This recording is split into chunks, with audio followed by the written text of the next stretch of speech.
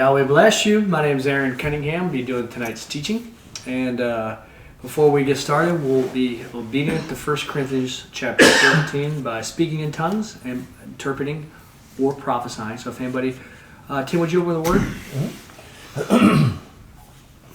Yahweh, we thank you for this night, and thank you for this teaching and for the words that you delivered to us, that we are to speak these freely and to be just anticipating and with great desire to speak the blessings, the promises that you continually give to us. We thank you for that. My children, look for every new day, for in the new day that you come through, that as the fog clears off, that you will have clearness, and that you will know that my words and my wisdom will reach you if you are seeking these things. And take the time to listen as I am speaking to you, that I will give you the instructions, I will tell you your daily tasks and the things to encourage you, the things to keep you on the right track and to steer you away from the wickedness that is of this world, that you may not fall snare to the temptations or the torrent of wickedness that is just abounding in this age. Ermisia rokot birokai kedanda. Emira kisamado shantose me merake me kreasaku man pero pacific kedashen terokai. I call you once again, my children, to this place and time. I call you by my word and through the Holy Spirit, or the Spirit that I've given you. Know that I not only have I given you my son, but I've given you this creation. Be thankful. And know that I am thankful for you because you are my children, and I want you to prosper and be in health. Know that it is my desire for you to know my word, to study my word, and to spread my word. Don't let doubt and fear stop you. Walk forth boldly, and remember that I've called you to this. I've called you to do this, to succeed and not fail. Thank you, Father, for those words. Amen. Might want to turn that phone off. I thought I had it off. I thought Elijah was going to start laughing. Okay, tonight's teaching. It's going to be on chapter 3 of Ruth, really. And, man, I hope you guys, if you can enjoy a third of how much I enjoyed getting to read seeing some things pointed out in one of my favorite books. Now, what I'm going to be pointing out, which is important, you're not going to get it from one perspective. But what I have here is the Paragraph Bible. You have Adam Clark's commentary here. Hesed in the Bible. Then the Rotherham. And what's not in here is E.W. Bollinger's Companion Bible, which there's just a little bit in that. But if you just read the book of Ruth, it's a neat story. And you have no idea what you just missed. And so, trying to make sure I don't run over time. All I could think of is to look at an atom or a cell under a microscope doesn't bring it to life. It's already alive. But it feels like it's being brought to life. It's being manifested. There's a whole universe in it. And that's what because of this commentary and the stuff that my father has graciously given me. This is one of my favorites too. Look at this beautiful book, 200 years old. You can read commentary and start seeing things being explained. It's like a magnifying glass and another magnifying glass and another magnifying glass. You get to see, you got to be kidding me. It's just one chapter. But before you read the book of Ruth, you can't appreciate without this book. This is Hesed in the Bible by Glueck. I don't know if you pronounce that right. But he's a Hebrew who's going to explain there's a word. There's a word called Hesed, H-E-S-E-D, and there is no equivalent in English. You can't translate it one single word. They should have transliterated it. You should have brought it across, but translators didn't. Rotherham will call it loving kindness, so you at least know it's code.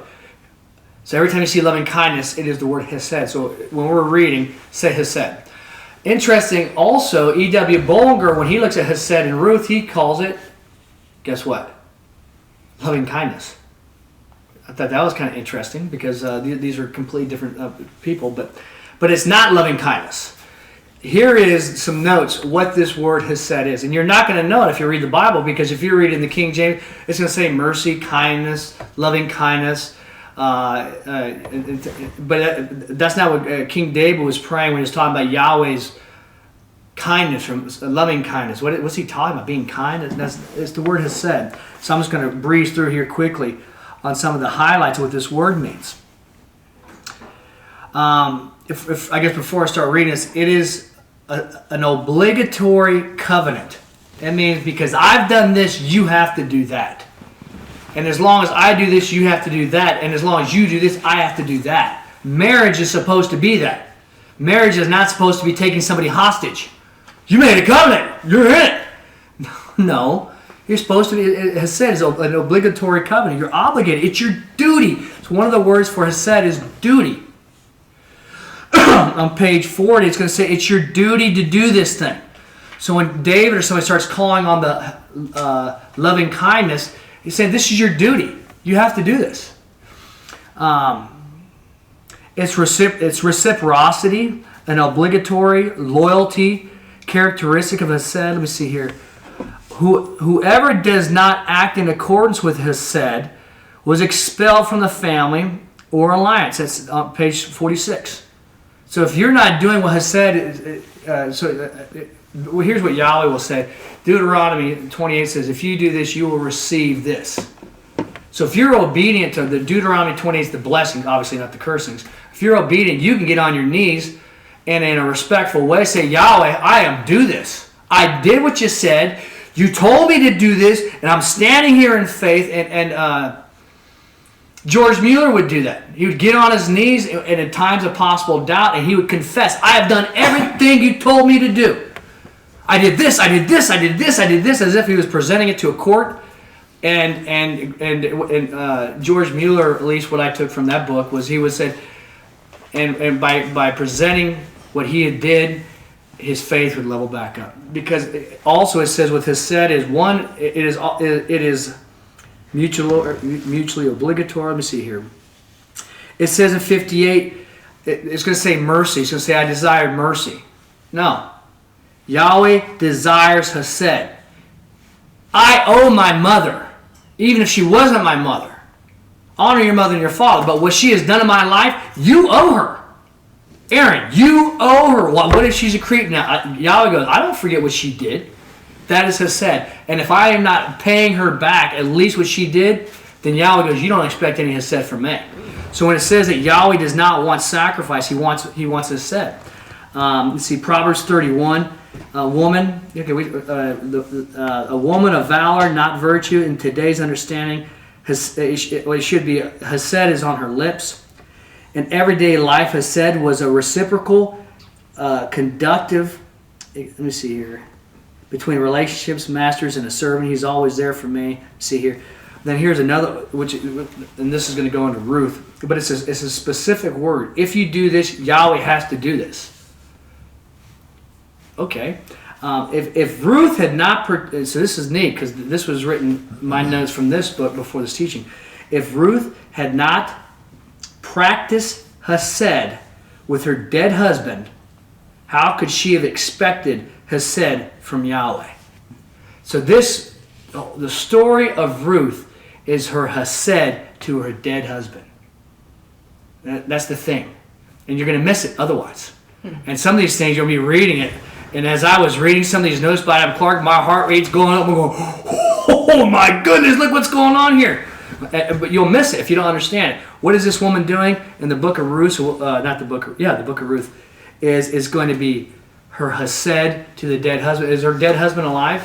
No. He's asleep. I think 53 different places when people die, Yahweh says they're asleep. So why is she still honoring a covenant with that person? Because she's going to take care of her mother-in-law. Why? The hesed to her husband.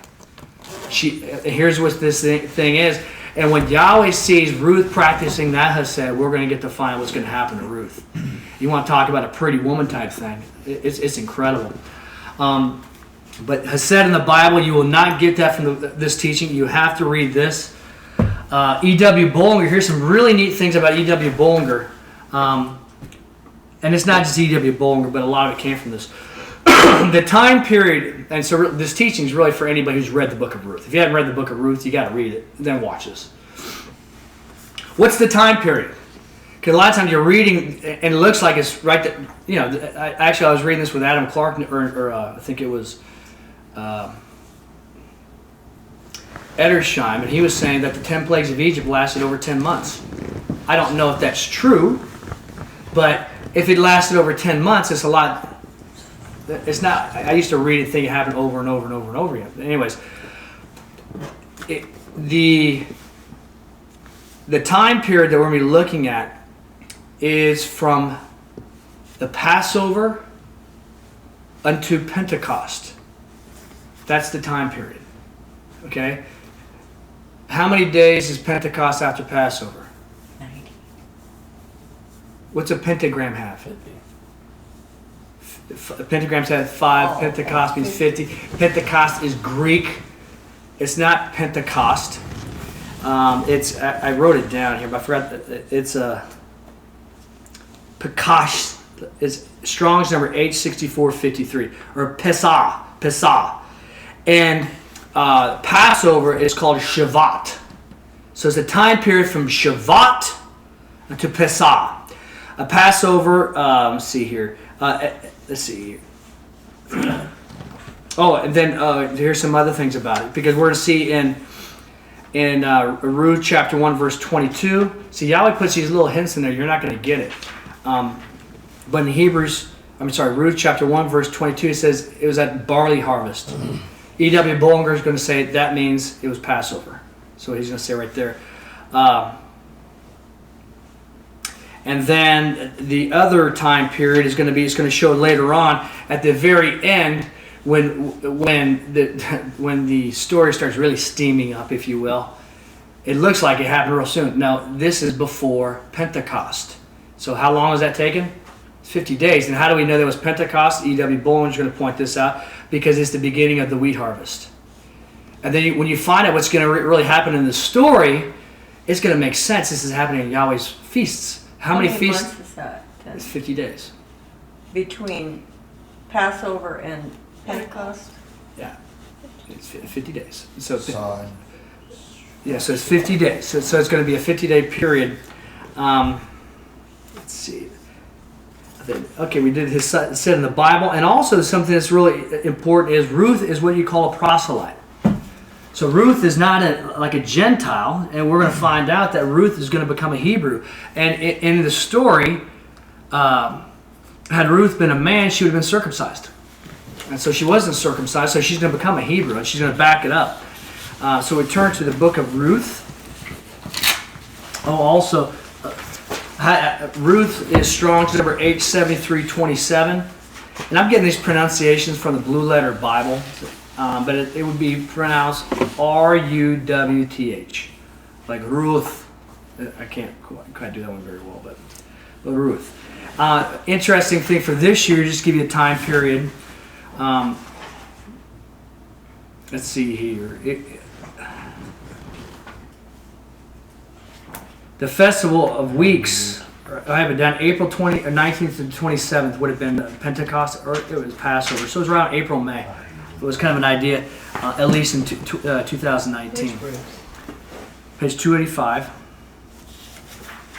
Did you ask which Ruth?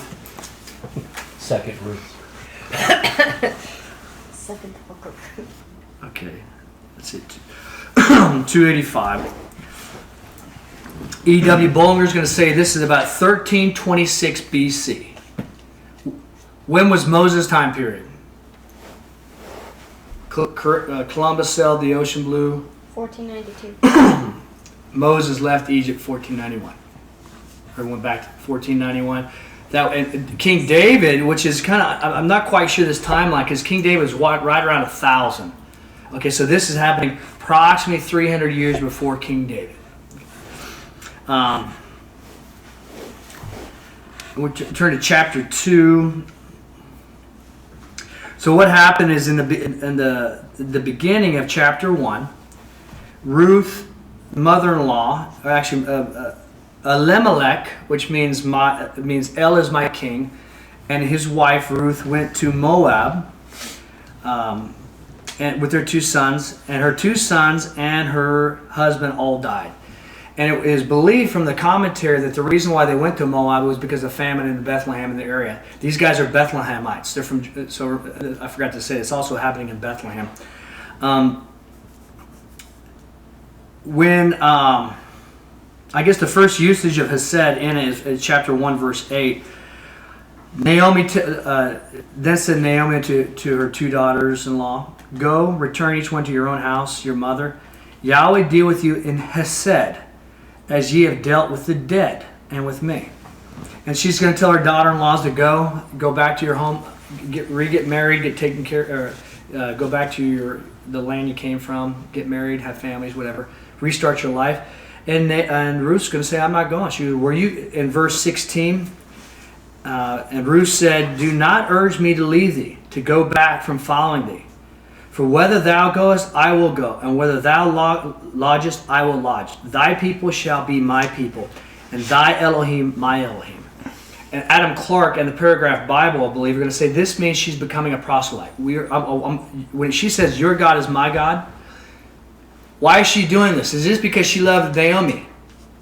I was No. not so.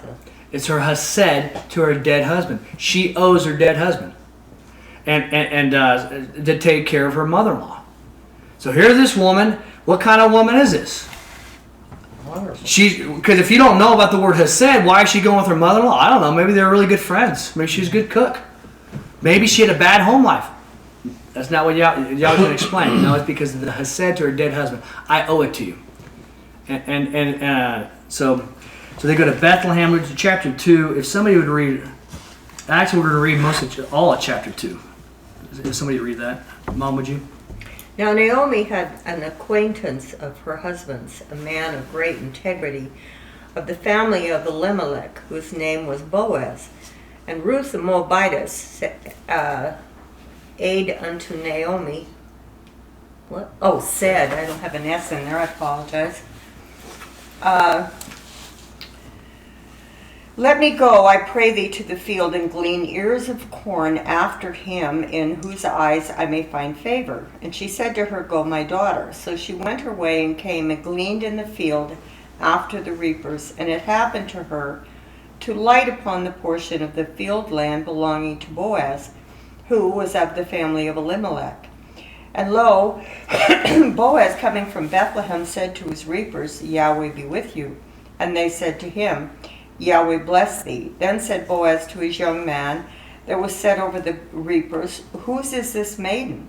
And the young man that was set over the reapers answered and said, The Moabitish maiden is she who came back with Naomi out of the country of Moab.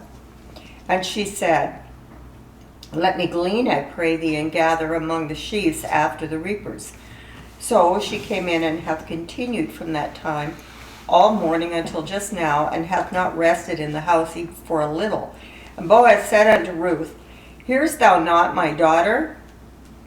Do not go glean in any other field, neither indeed shalt thou pass on from hence.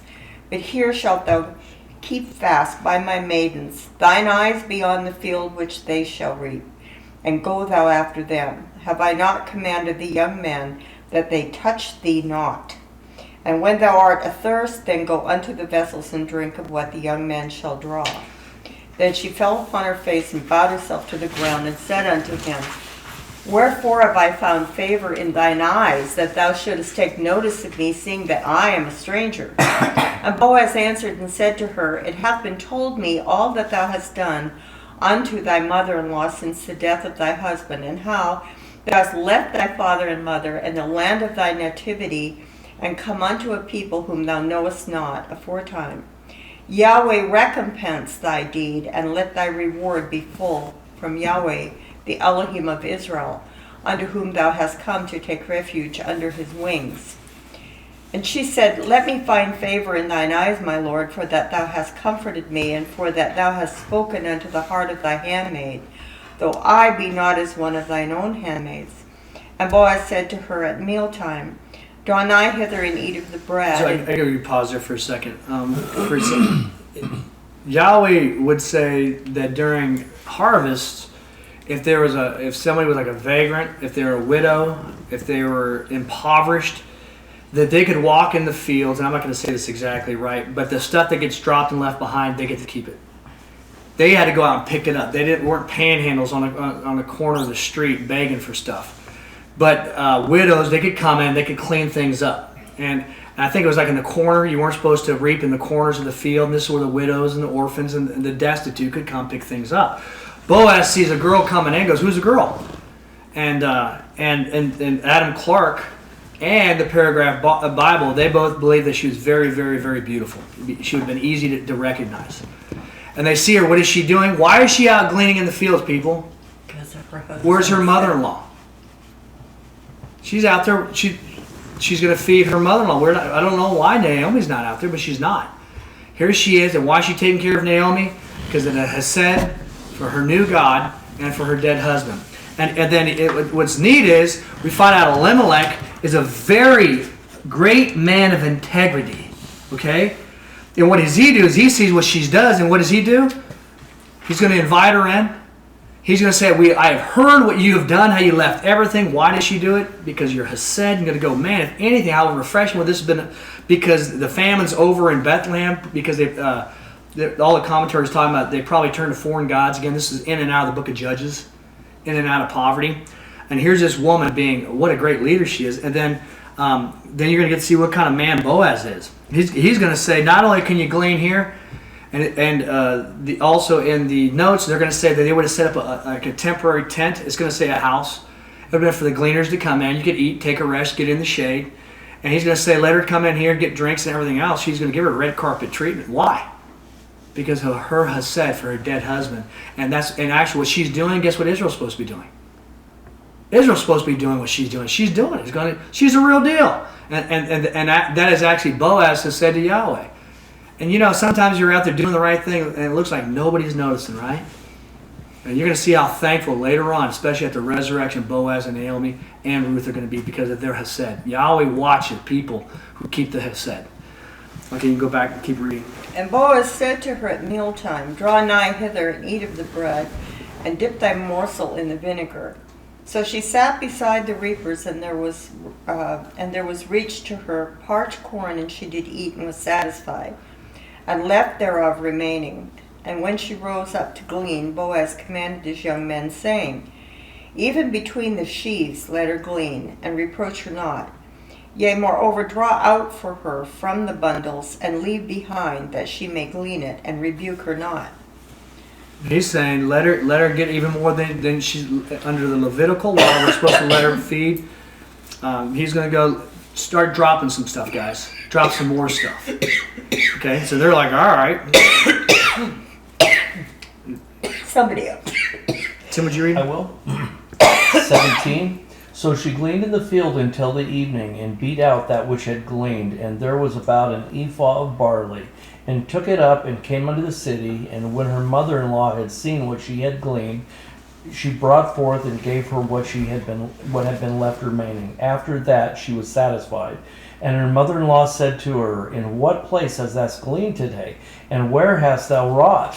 May he that took notice of thee be blessed." Can we pause it for just a second so we'll come back to so? Thank you. I'm sorry to keep interrupting, but I want to make sure I'm getting all the stuff that's in there.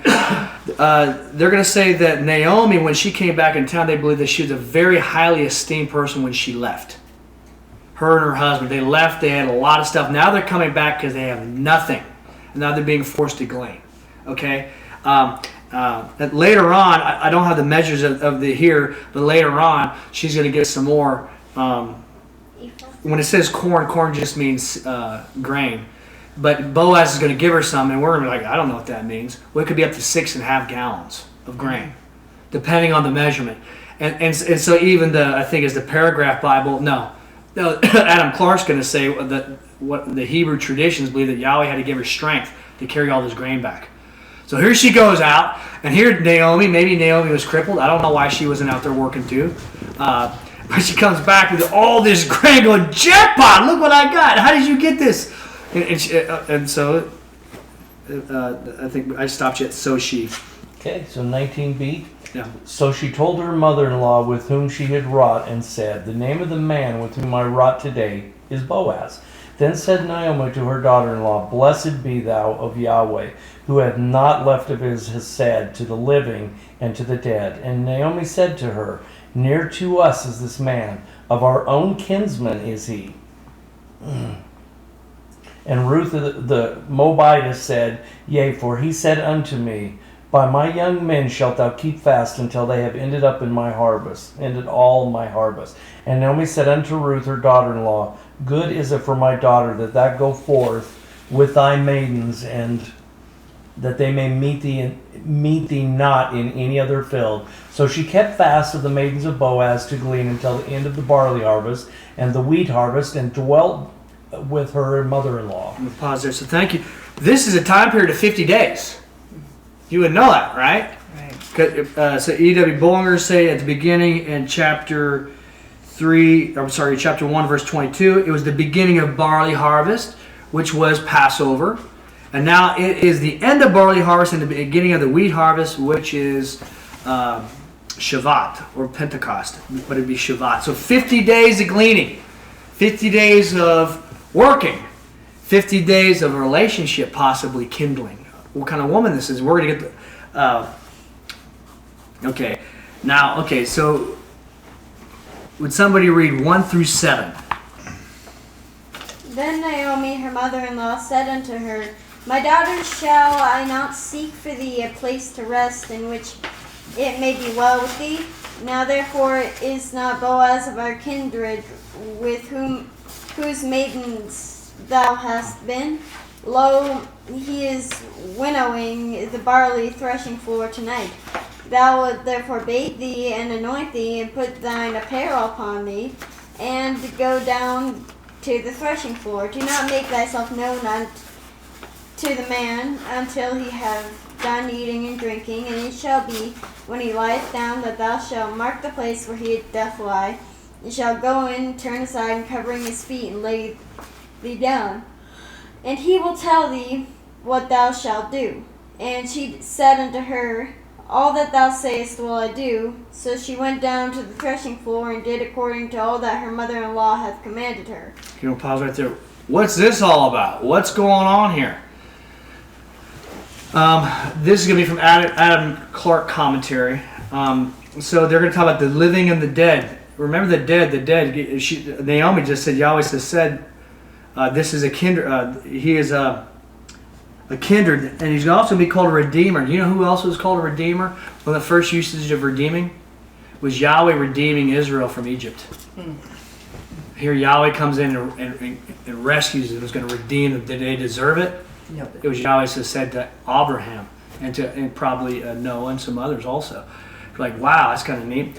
But here's redeeming, and he called her. And what is this redeeming? So let me see here.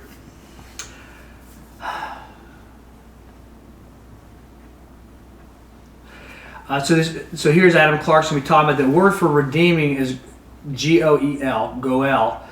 It signifies this is who Boaz was. He is a near kinsman, one who by the Mosaic law had a right to redeem an inheritance. What does that mean? In order to prevent families from running to decay, if a brother died childless, the next unmarried brother took his widow, and the children from that marriage were reputed the children of the deceased brother. The office of the next of kin were threefold. It belonged to him to buy back the forfeited inheritance, or the liberty of him who had been obligated to sell himself for a servant. It was his right to avenge the blood of any of the family who had been killing by killing the murderer. It belonged to him to take the widow. Belonged to him to take the widow of the deceased brother or relative if he died childless. If the nearest of kin in any case refused, he was treated with indignity, lost his right to his inheritance, and the next of kin might come forward to take the widow, as in this case. And if I have time, I'll show you some of the Levitical and the laws in Deuteronomy. The land, and it's going to say this, belongs to Yahweh. This is my land that they're inheriting, the land of Canaan. I promised to Abraham. This land, and every once in a while, what happens? Somebody has a family farm. Where do they get it? Well, we're the tribe of Benjamin. We're the tribe of this, and actually Bethlehem. This belonged to Judah, right? And what happened is somebody got destitute, like Naomi, they would have to sell their land and move away. But a kinsman would have a right to buy back the family farm, to keep it in the family. So we had a family ranch. Everybody wants to keep a family farm or a ranch in the family, right? And in this case, what would happen is the next to kinsman, or the kinsman redeemer, would have the right to go back, and he would buy back the land that Naomi and her husband Elimelech lost. Actually, it wasn't to Elimelech; it would have been to his son. Ruth's husband would have inherited this land. So Yahweh was going to keep the land in the family. Now, in order to honor Ruth's dead husband, the kinsman redeemer is going to have a son with Ruth for this dead guy. And that son that they're going to have is going to be really accounted, I mean, this is my take is really going to be Elimelech's grandson. I forget Ruth's husband's name. It's difficult to remember. But anyway, so that is going to be really his son, and he's going to inherit the land, and it's going to stay in Elimelech's family. This is Yahweh keeping it in the family. And so when Ruth says he's a kinsman redeemer, what does that mean, guys? It means we're going to get our land back. We can. You can imagine Ruth, because it said early on at the beginning of this, it said that Elimelech was a friend of Ruth's husband, or an acquaintance. In verse 1, now Naomi had an acquaintance of her husband, a man of great integrity of the family in Elimelech. So when she comes back and brings all this food, where'd you get the food? Oh, his name's Boaz. Can you imagine the goosebumps? It's the kinsman redeemer. What does that mean? Well, you're just becoming a Hebrew. This land belongs to us, and he can buy back the land, and you're going to get pregnant, and your dead husband's going to be honored. This is the Hesed for the dead husband. It's pretty foreign to us. But if you just read the rest of this, you're like, what is Naomi telling her to sneak under the covers with Boaz? What in the world's going on here, right? You'd have no idea. And actually, Adam Clark really misses it because he doesn't know the word Hesed. If you read Adam Clark's notes, he's going to say, this is not a good idea. This is very bad, and it works out, but he's going to warn anybody reading it because Adam Clark doesn't know what the word Hesed is. If Adam Clark would have known the Hesed, he would have had a whole other appreciation. And this teaching is based off mostly Adam Clark's notes. Man, at the day of resurrection, he's going to get to meet this Glueck guy, or somebody that's going to explain Hesed. He's going to go, oh! Now we're going to find out what happened. Let's see here. Between verse 1 and 3. Verse 1, so here's Adam Clark's notes between 1 and 7. Here's his translations of what's going on. I should have said this at the beginning. Young's, the translator, he did the Young's Concordance to Young's Bible. He says when translating an ancient culture or language, now he was an Englishman, he goes, there's two ways to translate it. You can make the author, the ancient author, an Englishman, or you, the Englishman, can become the ancient author. What's the better way to translate? We should become a Hebrew to understand what's going on here. Otherwise, you're going to miss it. To make Moses a Christian, a European, whatever, he's not going to understand. But if we become a Hebrew, and Clark's going to help us with that. In verse 1, Naomi says, shall I not seek for thee? That is, shall I not endeavor to procure thee a proper husband? Here's Naomi after 50 days. Naomi goes, shall I not procure thee a proper husband? Verse 2. Now here's just another take on the winnowing barley, what's going on. And Paragraph Bible is going to concur with this. He that winnoweth barley tonight, okay, it is very likely that the winnowing of grain was affected by taking up a bread.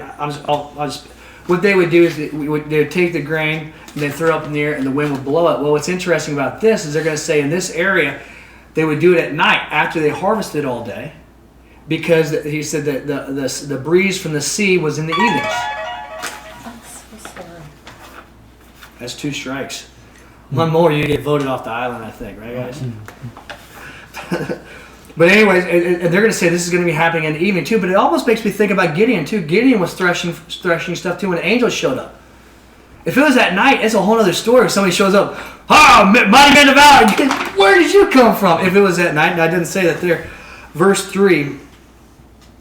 Okay, now here's the important thing. Verse 3. what Naomi's going to tell her to do. Wash thyself.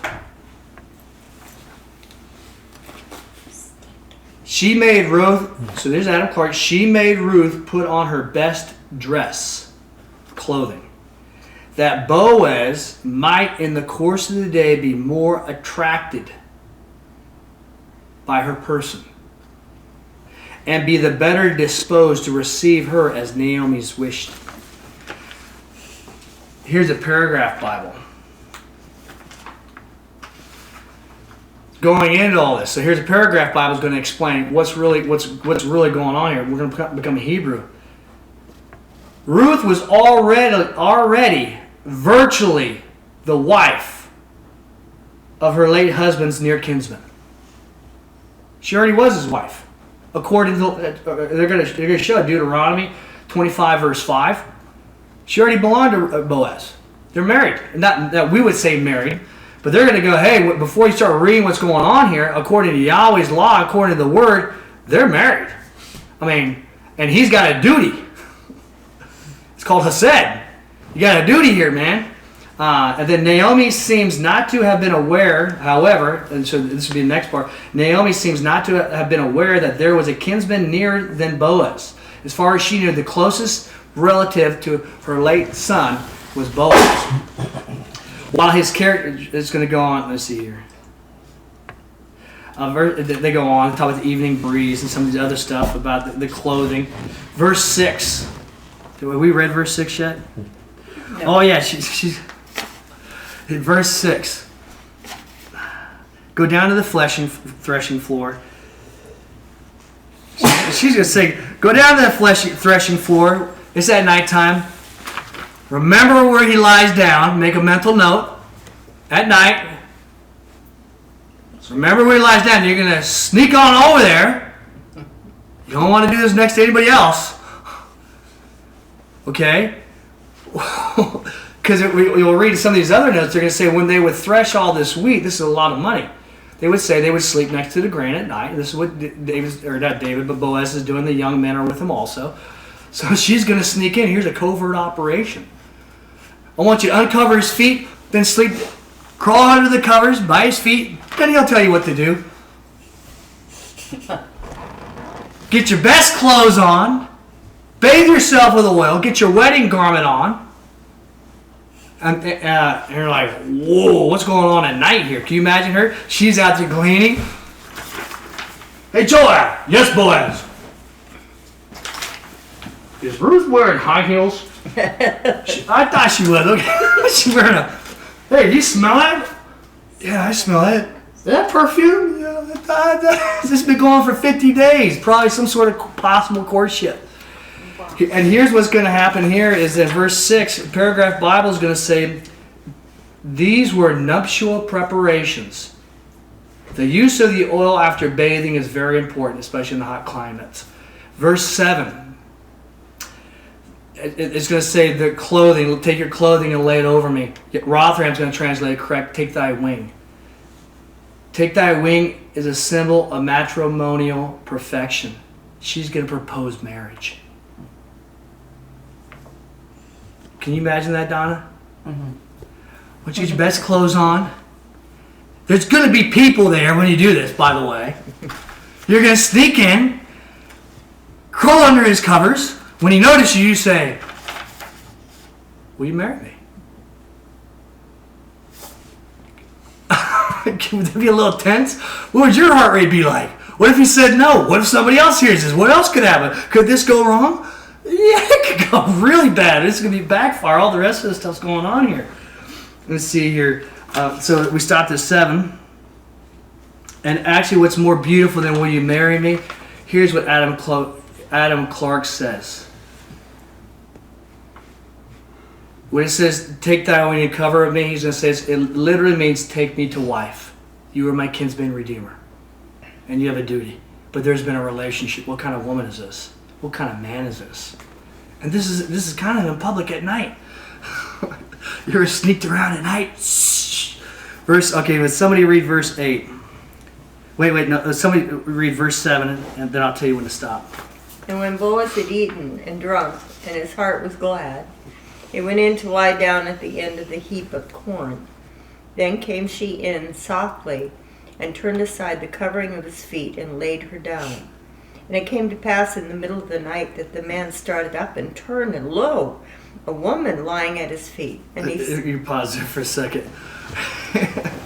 Here's this woman. I was reading Adam Clark. I was supposed to be going to bed at night, and my heart rate's going, holy moly, this thing is really escalating. You see this woman, she's got her cologne on. I don't know how they dressed back then. But I was thinking of like jewelry. She's got high heels, and she's going to go ask this guy, will you marry me?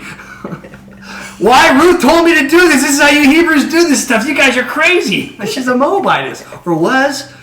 And what's going to happen here, Boaz have a good night. It's dark. They don't have flashlights. Dawn and dusk. And here it is. There's people out there. She comes and sneaks in. And Boaz is feeling great. Here this is. Look at this harvest. And it's great. It's Passover, guys. Passover. Jesus Christ is going to be resurrected on Passover. It's called Shabbat. Christ would have read this. And what's neat is, all I could think of is one time when I was in college. I was sleeping in my room, completely innocent. My brother Israel decided to stick a cardboard person right next to my bed at night. I'm in my bed like this. There's somebody, a 6-foot person standing on. I'm like, oh! Adam Clark has all kinds of commentary. They go, he was as frozen as a turnip and all kinds of other things. When people are saying, what happened is, he's an old man too. There's somebody right there's a woman. And then he's like, you can imagine his heart right here. Whoa! And shh. Will you marry me? What? Okay, now read verse 9. And he said, who art thou? And she said, I am Ruth, a handmaid. Spread therefore thy wing over thy handmaid, for a kinsman thou art. How nervous was she? Yeah. She lost her husband, and now she's going to go ask somebody to marry her? Do you think she's vulnerable right now? Mm-hmm. You think she was nervous? I would have been quivering or shaking. I used to feel sorry for guys that got to propose in front of people. Here she is. She's going to say, take me to wife. Okay? And he said, blessed be thou of Yahweh, my daughter, for thou hast made thy last Hesed better than the first, in not falling after young men, whether poor or rich. Pause right there. You'll totally miss one of the most important parts of all this. He says, and Adam Clark misses this, but if you take E.W. Bowler, Hesed, and all the rest of this, because Adam Clark, I think it was Adam Clark in the paragraph one, they miss it. What is, he says, the last Hesed better than the first. What was her first Hesed? With her dead. For her dead husband. What was she doing? Taking care of her mother-in-law. That's the first Hesed, honoring. Now what is she going to do? Well, you're going to miss it if you don't read the next thing, because, well, he's got a business. He's successful, it would appear, right? Mm-hmm. She's broke, it would appear, right? Well, that's what she's doing, right? But what does he say in the next scripture? What is greater than the first in not following after what? Young men. Whether poor or rich. Or rich. She had options. She could have married a young man. She could have married a young rich man. Why is she proposing marriage to an older Boaz who's not? She could have married a rich person. Because it's the Hesed to her dead husband. He's a kinsman redeemer. She's obeying the word. And here's Boaz. He said, Yahweh be with you. And here she is presenting. Can you imagine what happened? This fellowship at night under the covers, this whispering. Gonna go, can you believe it? Could she get any better? And here's Boaz. And then what? And he's going to say she could have had young, good-looking guys. She could have had rich guys. Why is she here? She's still honoring. And who is watching all this? Yahweh, start reading again, please. Now therefore, my daughter, do not fear thee. But do not fear. Whatsoever thou shalt say, I will do for thee. For all the gate of my people doth know that a virtuous woman thou art. And now, although it is true that a kinsman I am, yet there is a kinsman nearer than I. Tarry the night, and it shall be in the morning. If he will act as kinsman to thee, well, let him so act. But if he inclineth not to act as kinsman to thee, then will I so act to thee by the life of Yahweh. Lie still until... Wait, what did he just say? I will marry you. By the life of Yahweh, I will take thee to wife. If the other guy does. This is at night. This is under the covers. This is in the dark, probably whispering. You're like, man, he also said, was she probably nervous? I believe that's why he said, we all know you're a virtuous woman. You're not sneaking in here for anything. I mean, but he goes, I will marry you. I will take thee to wife. Okay, now, he's going to say, lie still until the morning. So she lay at his feet until the morning. Oh my goodness, could you sleep, Donna? Are you getting married or are you not getting married? What's going to happen? Do people know I'm here? Did they hear me? Is my dress dirty? Could you sleep? Here he is, he goes lay down. She just really proposed marriage. I mean, not really, but that's me throwing into it. Do you think, how easy would it be for you to sleep that night? As soon as the sun goes up, I got to go talk to this other kinsman redeemer. I told her how to do it. Yahweh, I'll marry her. I go, man, she's younger. And all these commentaries and say she's very attractive too. And here they're going to go. I thought about that. I go, my dad would go right to sleep. I wouldn't. Dad would be like, see you in the morning. But here she's going to lay. Verse 14, so she lay at his feet until morning and rose up before one could know her neighbor. So it's dark, which is important. And he said, do not let it be... He said, do not let it be known that a woman came to the threshing floor. So you can imagine people in the morning. Morning. Man, did you hear whispering last night? Yeah, I heard a girl whispering. Boaz was like, shh. What? No, I really heard a girl whispering in here last night. Boaz would be like, shh. Don't tell anybody there's a girl here tonight. And they'd be like, all right, Boaz, man. All right. I want to keep my job. And all I could think of is, as I read that, I imagine Israel and his sons coming over. We're going to go hunting or something, and they come walking in, they open up the door in the morning, and all of a sudden a girl comes taking off my back door. And Izzy and Elijah be like, and I'd be like, shh. They'd be like, yeah, all right, what's this all about? Because they don't necessarily, they'll know it later on, but man, you can do a whole movie on this. What's happening? What's going on? Now, obviously, he's righteous, and they're not going to think of anything wicked, but still, wouldn't you be, there was a girl, and what was she doing here? I don't know. So he said, bring the, let's see here, he's going to give her like 6.5 gallons of possibly up to 6.5 gallons of corn or meal. Let me see here. Okay. In verse 18, when she comes back to her mother-in-law doesn't recognize her, so it must still be dark. In verse 18, and she said, Mom, would you read that? And she said, abide, my daughter, until that thou get to know how the matter will fall out. For the man will not rest, except he have finished the thing today. We just got to wait. That's it. That's him. No. Can you imagine Naomi? They're broke, possibly. Here the rest. You proposed marriage. How else did it go? Did anybody else? Can you imagine how nervous she would have been? She's a virtuous woman, and all the rest of this stuff. What were they doing the whole day? What time is it now? Now, instead of reading chapter 4, this is an incredible thing. What was one of Adam Clark's vocations, Dad? He had several vocations. Oh, I forget. I believe in an attorney. I could be wrong with that.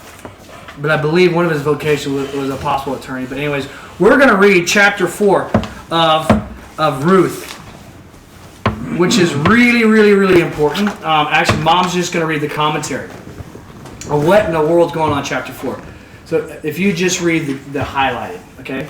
Verse 1. Then went Boaz up to the gate. We have often had occasion to remark that the gate or entrance to any city or town was the place where the court of justice was ordinarily kept, for an account of the officers in such place, blah, blah, blah. Ho, such a one, sit down here. This familiar mode of compilation is first used here. He took 10 men. Probably it required this number to constitute a court. How simple and how rational was this proceeding. The man who had a suit went to the city gates. Here he stopped till the person with whom he had the suit came to the gate on his way to work. He called by name and he stopped and sat down. Then 10 elders were called and they came and sat down. When all this was done, the appellant preferred his suit. When the appellee returned his answer. When the elders heard the case and the response of the appellee, they pronounced judgment, which judgment was always according to the custom of the place. When this was done, the people who happened to be present witnessed the issue, and thus the business was settled without lawyers or legal casuistry. A question of this kind in one of our courts of justice in these enlightened times would require many days' previous preparation of the attorney and several hours arguing between Counselor Botherum and the conscientious judge would find it extremely difficult to decide whether Naomi might sell her own land and whether Boaz or Peloni might buy it. O glorious uncertainty of modern law. Naomi selleth a parcel of land. She was reduced to want. The immediate inheritors were extinct, and it was now open for the next heir to purchase the land and thus preserve the inheritance in the family according to the custom of Israel. The text corrected reads, and I said, I will reveal this to thy ears, saying, buy it before the inhabitants and before the elders of my people. If thou wilt redeem it, redeem it. But if thou wilt not redeem it, tell me that I may know. For there is none to redeem it but thou and I who am next to thee. And he said, I will redeem it. And Boaz said, in the day that thou redeemest the land from the hand of Naomi, thou wilt also acquire Ruth, the wife of the dead, that thou mayest raise up the name of the dead upon his inheritance.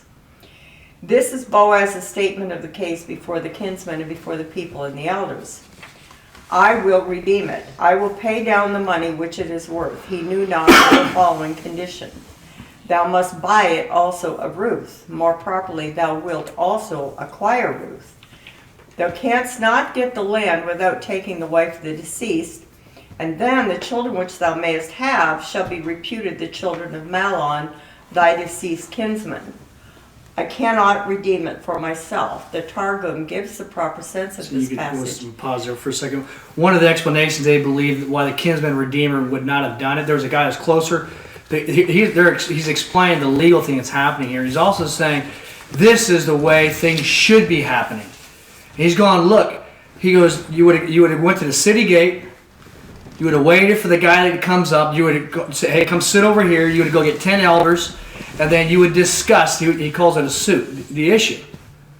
Ruth has come back, and we need a kinsman redeemer to buy back the parcel of land. You're first before me. Will you buy it back? And he goes 1 Corinthians 6 says, dare you have a suit against dare you take a Christian to the court? And he's going, how easy would life be if people actually did this? And what they're doing is actually Deuteronomy 16:8. That's what people are supposed to do, not go to court. You get 10, here's 10 witnesses, and he's going to say, you're the near of the kins, but if you're not going to redeem the land, I will redeem the land. The guy goes, I'll redeem the land. He goes, but you're also going to have to marry Ruth. And notice how he said it. I think it was very smart how he did it. He just didn't say it. The guy goes, I cannot redeem it. And one of the reasons it might have been he's married, had a happy marriage. He said, I have a wife already. Well, no, that's the Targum. That's not necessarily in the scriptures. But the guy had a really good marriage. I'm not getting. You're single. You marry her. You know, which just makes sense. It doesn't mean this guy's backing out necessarily. Now you can go down to verse 7. A man plucked off his shoe. The law of such a case is given at large in Deuteronomy. It was simply this. If a brother who had married a wife died without children, the eldest brother was to take the widow and raise up a family to the brother deceased, and he had a right to redeem the inheritance if it had been alienated. But if the person who had the right of redemption would not take the woman, she was to pull off his shoe and spit in his face, and he was ever after considered a disgraced man. It is not very likely that any writing was drawn up. There was an appeal made to the people then present whether they had seen and understood the transaction, who answered, we have witnessed it. If any minutes of court were kept, then the transaction was entered probably in some such words as, on this day of this, Boaz bought the land of Elimelech from Naomi. the widow and took Ruth, her daughter-in-law, to wife, who had the nearest right, refusing to buy the land on the condition then proposed. And so with the taking the shoe off, if he would have refused it, the widow was supposed to take his shoe off and spit it in his face. That was actually, I think it was Levitical law. I do have that written down here somewhere. But he's explained that is if he refused it, well, the other guy didn't refuse it.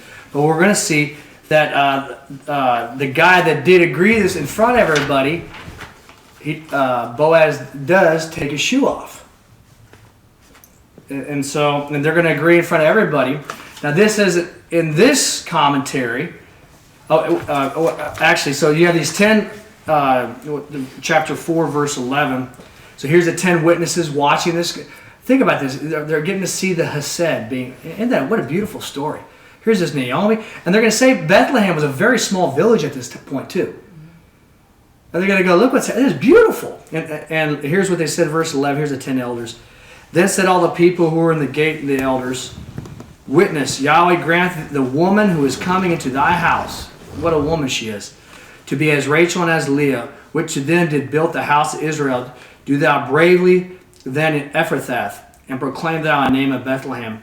And let thy house be like the house of Perez, who came on board of Judah, of the seed which made Yahweh good to thee, of this young woman. And it says that Boaz took his shoe. The